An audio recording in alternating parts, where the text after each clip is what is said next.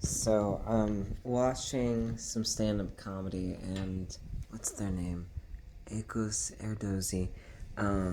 He's a Hungarian comic, and he's fucking adorable. He reminds me so much of, like, Hank from Barry. Just, kind of in the face and in the mannerisms and in just how he talks and his accent. Um, it's a lot like Hank from Barry.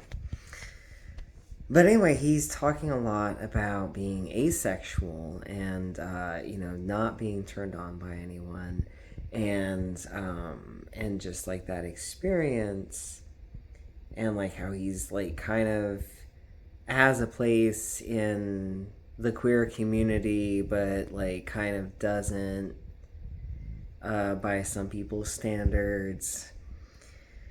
And so I'm demisexual, and I'm on the ace. I'm in the ace grayscale. But the thing is, like, I am also a very sexual person, but like those two things have always been intertwined for me. Um, and I've been single for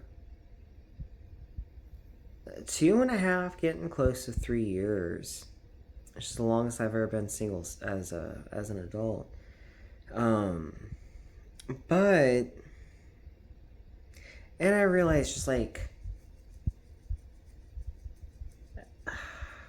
what kind of importance I place on relationships and romantic stuff and sex has changed a lot throughout many different points of my life.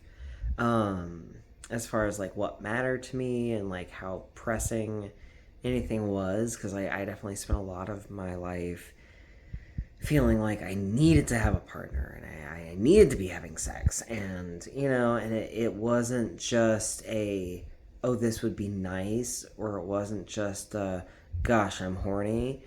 It was a, I need a partner and I need to be doing this and I need to have this, and that's calmed down a lot.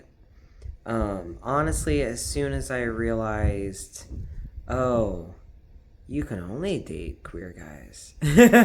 Like, as soon as I started transitioning, and I was like, oh, you can only date queer guys, actually. It kind of chilled a little bit for me, like, in myself, just as far as, like, that sense that I had to fulfill some sort of check mark by having a partner. That kind of cooled off substantially once I realized, like, oh, you have a much smaller pool of people to even, like, consider that might be compatible within that. So it's just like, I cooled down a lot. But, sorry, that's gross, I know.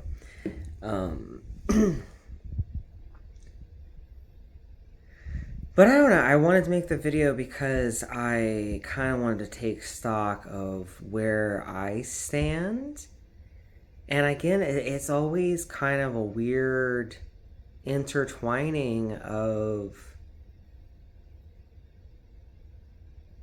like, I don't know. There's always been a part of me who's just kind of open to whoever, in mentally, in a way. And but then there's the part of me that, like, very much needs to know, well, because that's how I am in any part of my life.